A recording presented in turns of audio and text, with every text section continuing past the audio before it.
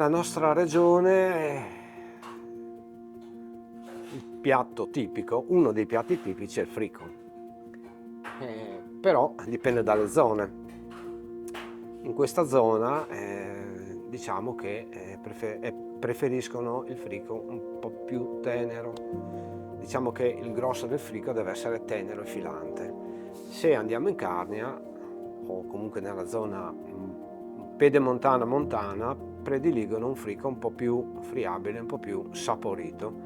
Quindi per i nostri gusti di pianura, diciamo, potrebbe essere un formaggio fresco, 60 giorni, anche meno, comunque mischiato con una piccola percentuale di formaggio un po' più stagionato per la doratura e per il sapore. Invece nella parte alta del Friuli dobbiamo usare formaggi stagionati, quindi un anno, anche più. C'è chi mette anche del grattugiato in superficie per formare la crosta.